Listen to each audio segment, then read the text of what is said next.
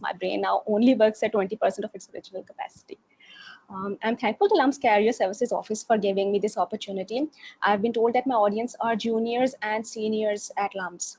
Though this seems like a not very important topic, but trust me, it's important when you actually step into a work life, because we don't realize the amount of work that we pick up and that comes to us once we start on a project or something. I'll share with you examples from my work experience. My greatest achievement, I would say, at workplace was developing solar equipment financing product at Bank Alfla, that is Alfla Green Energy. And just imagine, at the start, we had only 5 solar equipment suppliers, and within 3 years, the number of suppliers increased to 87. So managing 5 suppliers versus managing 87 suppliers, it was definitely a challenging task. In this presentation, I'll be covering, basically, I plan to cover these 5 topics to give you some idea on how to navigate through work-life balance effectively. Before that, I'd like to take you through my work experience. It may give you an idea of the workings of banking for those interested in working in the banking sector. And for others too, you get a glimpse on how working at a bank is like. So I was hired as a management trainee at Bank Alfla, and we had 3 months of training at their Learning and Development Center, where heads of all departments came and introduced the function of the departments to us. So it was very beneficial, because someone like me who had no idea about banking, meeting heads of all the departments gave me a fair idea on how a bank is run and what are the roles and functions of the departments and the people working in it. After the 3-month training, we were placed in 2 departments based on the availability and our choice. It was for 3 months, 3 months each in 2 departments. It was to know the nature of the work of a particular division in depth and to experience it one-on-one. So my first rotation was in the consumer banking division, which managed loans to customers, for example, personal loan, auto loan, home loan, and credit cards. It was a huge division with lots of employees. They had credit risk analysts, product managers, recovery officers, along with division's own IT division. Since I was new to banking, so most of my time was spent learning from my colleagues, and it gave me a fair idea about the main function of a bank, which is lending. Then I moved to merchant banking division for the next 3 months. It worked in the private equity sector. They made equity investment in windmills in Chimpir, Sindh, to address the electricity shortfall issue back in 2015. So from lending to private equity, it was again a great learning experience and an eye-opener, because I got to know the different types of financial structures that are being made to address the needs of customers. I was finally placed in the branch banking division as a business support associate, where I saw the deposit side and mainly what rate to give on high deposits. We used to compare a company's loans versus deposits and decide what rate to charge on both, which is profitable for the customer as well as for the bank. That division also had a customer experience section, which was very interesting. There we trained the staff and we visited branches and kept a check on whether rules of SPP were being followed. The notice board was updated with the latest SPP notices for the customers, and phones were being answered on time by the staff, and whether customer representatives had updated knowledge on banking products to guide the walk-in customers. So after 1 year, I was called to small and medium enterprises division, where I developed my all-time favorite solar equipment financing product. We had meetings with the SPP representatives and solar equipment suppliers to come up with financing amounts, rates to be charged, amount of down payment expected from the customer, and operations of financing, such as first a customer will apply for the loan, then our credit analyst will select eligible customers, and then customer will make down payment to the supplier, and the supplier would then come to customers' premises to install the equipment. And after successful installation, a bank representative would go and check whether the equipment is installed as per the agreed terms and conditions. And then the bank representative would give the go-ahead to the bank to release full payment to the supplier. So the entire process flow, as well as behind the scenes banking operations, were devised and drafted, and then moving on, it was being managed. So this is basically the role of a product manager. So then a colleague moved to Bank of Punjab and called me to develop the same product there. And we made BOP Shamsi Tawanai, which was for residential, commercial, and agricultural customers. And again, it was for solar equipment installation and financing.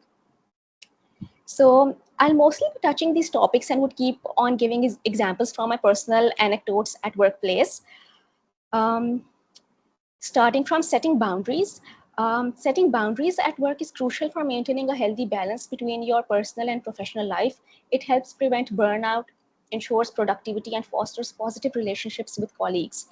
Here are some practical strategies for setting and maintaining boundaries. The very first is to define your limits and communicate clearly.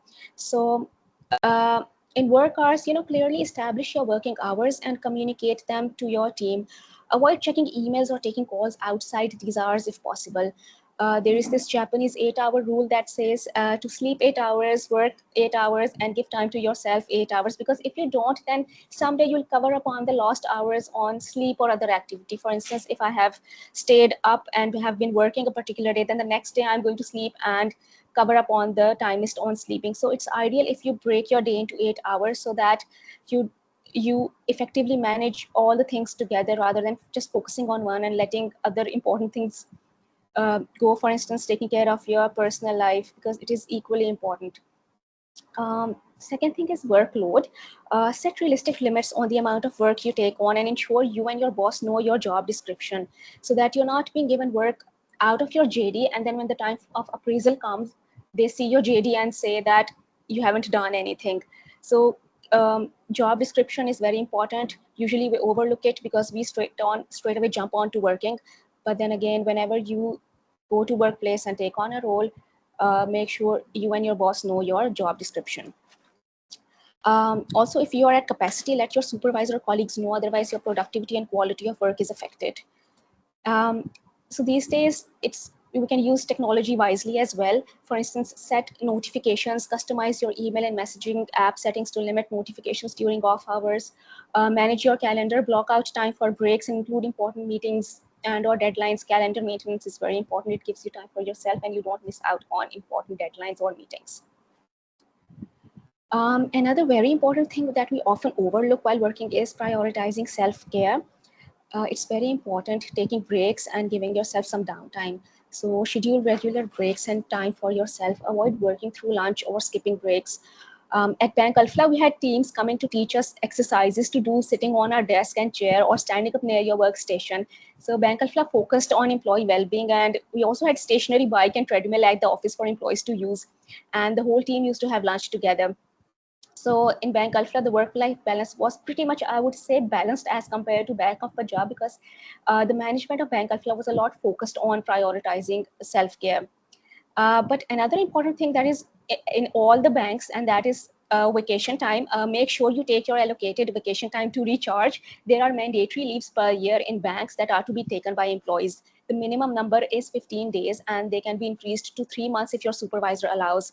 So I know people going abroad for 3 months on mandatory leaves, and some even working from home in the 15 days mandatory leave. So I would really uh, recommend those who plan to join the banking industry to avail those 15 days mandatory leave and give time to yourself, maybe go on a vacation or pursue a hobby or whatever makes you feel good. Another very important thing that we overlook these days is to learn to say no. Politely decline. If asked to take on additional tasks or attend meetings outside your normal hours, politely explain that you're unable to accommodate the request. And you can also offer alternatives, suggest alternative solutions or timelines if you can't meet a request. And trust me, it helps you and also your boss, and there's nothing to feel bad about it. It is very important to manage expectations as well. Set realistic goals, discuss and agree on achievable goals with your manager to avoid taking on too much work. Clarify responsibilities, ensure you have a clear understanding of your role and responsibilities, and also seek support when needed. So HR, your management is always there to help you. If you're struggling with boundary issues, seek advice from HR or a manager. They can offer guidelines, guidance, and mediate conflicts if necessary. So approaching HR is a good idea because they're there to help you and they help you out. So moving on to increased capacity, like time management is very important. Prioritize tasks. So use methods like matrix to distinguish between urgent and important tasks. I have a small picture of Eisenhower matrix here. If a task is important and urgent, do it. If important but not urgent, schedule it. If not important but urgent, delegate it. And if not important and not urgent, delete it. You don't need to worry about it. Focus on high impact activities. Also use a planner, employ digital tools or traditional planners to keep a track of deadlines, meetings, and tasks. Enhance skills and knowledge to increase your capacity. Make sure you are continuously learning, take courses in free time, attend workshops organized by the company, or read relevant books to improve your skills and knowledge, because at the end of the day, it helps you out. Cross-training is also important. Learn about other roles or functions within your organization to become more versatile and fill in gaps when needed. Learning and Development Division usually conducts these trainings every month, so do sign up for that. Also, optimize work processes, streamline workflows, identify bottlenecks or repetitive tasks, and find ways to streamline or automate them. Keep a maintained and updated file at all times. It is time consuming in the start when you are doing it, but pays off later as it saves a lot of time when you have to find something or refer to something. You can also leverage technology, use productivity tools and softwares to manage tasks, collaborate, and track progress efficiently so that you don't have to take the long route each time a report or data submission is due. And keep on reviewing and adjusting. Conduct regular check-ins with yourself. Periodically review your workload and capacity to assess what's working and what needs adjustment. Adapt strategies, different strategies. Be flexible and willing to adapt your strategies based on changing demands and feedback at the workplace. All of this helps you when the time for appraisal comes. Okay, coming on to stress management. Though I haven't mastered this technique as yet, nonetheless, I will be sharing a few points on how to manage it as it works for people. So the first thing is to identify stressors. That is, recognizing these stressors is the first step in managing them. And second is to analyze patterns, like that is, look for patterns or recurring issues that contribute to your stress. Usually workload causes stress or being unable to meet a deadline. Therefore, break tasks, divide larger projects into smaller manageable steps. Also seek feedback, regularly check in with your manager or team to ensure you're on track and address any issues early. And delegate tasks is also very important. Share responsibilities with colleagues when possible and appropriate, and learn to say no, politely decline additional tasks or projects if your plate is already full. It's also important to develop coping strategies such as deep breathing. So practice deep breathing exercises to calm your nervous system and reduce anxiety. Mindfulness and meditation is also important. You can incorporate it, and you can incorporate mindfulness or meditation practices in your routine to manage stress levels. And also, it's very important to stay active and healthy. Exercise regularly, incorporate physical activity into your routine to help reduce stress and boost your mood. Because I remember when I joined Bank Alfla from directly from university, because in university you're used to walk around a lot because our buildings are so far apart, and you're in a habit of walking a lot in university. But once you join the workplace, you have to sit on the desk from 9 to 5. You can't walk that much. So my colleagues and boss over there, they used to tell me to do exercises. So I used to come home and I used to do yoga online, yoga with Adrian on YouTube. And trust me, I used to feel so refreshed that I continue doing that to this day. So take after work, just take a jog or a walk in a park or at home, whatever feels good to you, whatever makes you feel refreshed. It is important. Another very important thing that we often overlook is to eat healthy, maintain a balanced diet to keep your energy levels stable and support overall health. Very important to take breaks as well, short breaks, such as take regular short breaks throughout the day to recharge and avoid burnout. Like, can you have a cup of tea, go to the desk of a colleague and have a little chat. The lunch breaks are also very important. Ensure you take proper lunch break away from your desk to relax and refresh either with your team or your friends. It is very refreshing, and trust me, it's not the end of the world if you're giving time to yourself and taking a break from work, because I'm sure, being a LAMS graduate, you are going to achieve your task within the deadline unless something very unforeseen happens. So these are things that we often overlook when the workload is a lot, but it is important just to keep it in mind and to have a little refresher of this more often than Now, coming to utilizing support. So utilizing support at workplace effectively can enhance your productivity. It also improves job satisfaction and helps you navigate challenges more smoothly. Here is how you can leverage the support available to you. First thing is to know your resources. That there should be colleagues with whom who are capable and are willing to help you, and then take trainings, like utilize trainings and professional development opportunities, because you may contacts and networks over there as well, and there are people, they are actually very helpful because they have trained you and they are willing to step up for you. It is also very important to build relationships at workplace. Network, connect with colleagues, managers, and mentors for support and guidance.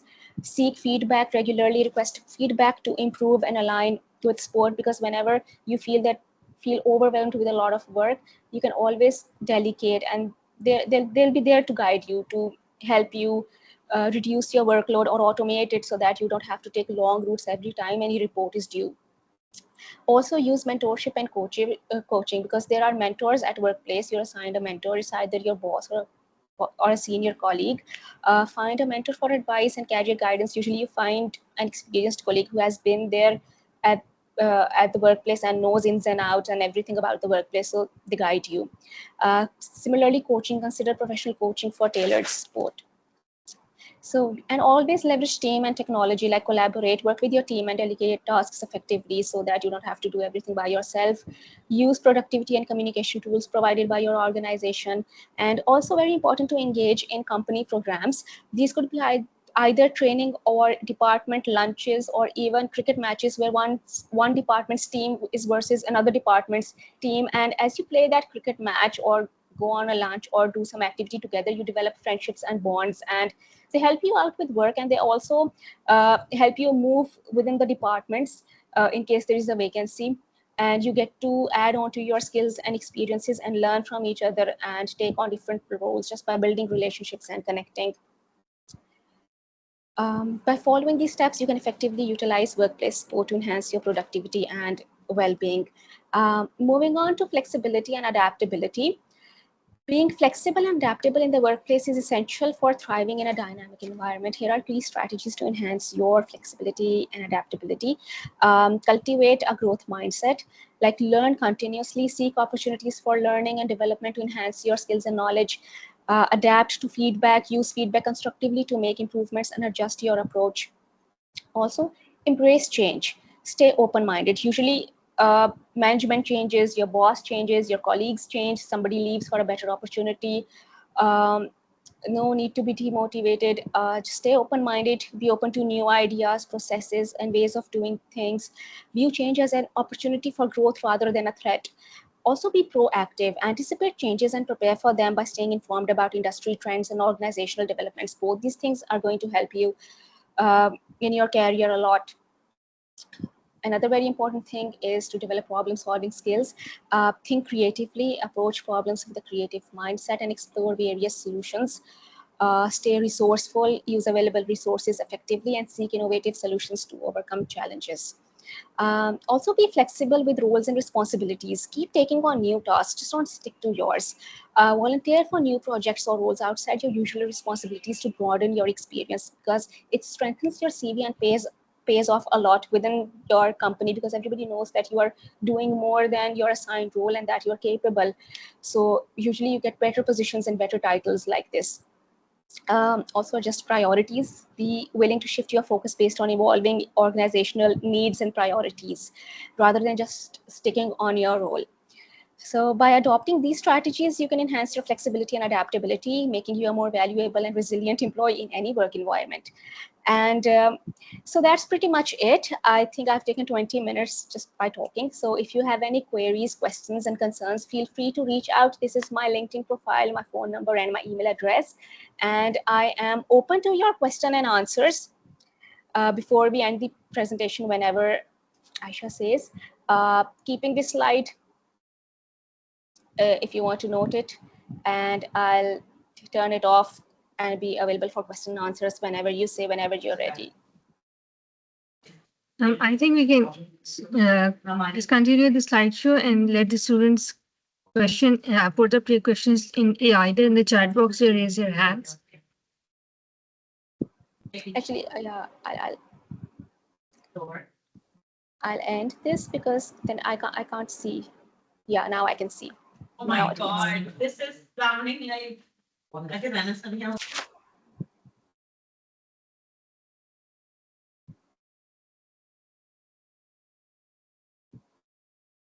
Hi everyone, if any one of you have any question, please go ahead and Yeah, ask it to anything, Aditya. anything about workplace in general, management training programs, or shifting from university life to work life, anything.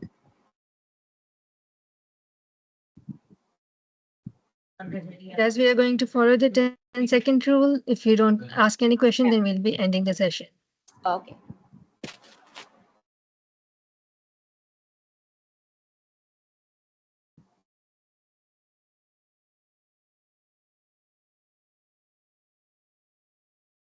Yes, Avia, no one has a question at the moment. So thank you everyone for joining in. Thank you, Adia, for such a wonderful session on work-life balance. I'm sure the students will benefit from it. If not now, after they'll join the workforce, they'll definitely be benefiting from it and remembering you. Thank you, Aisha. Thank Thank you. you. Your Thank you. love is. We're looking forward to collaborate with you in future as well. Bye bye.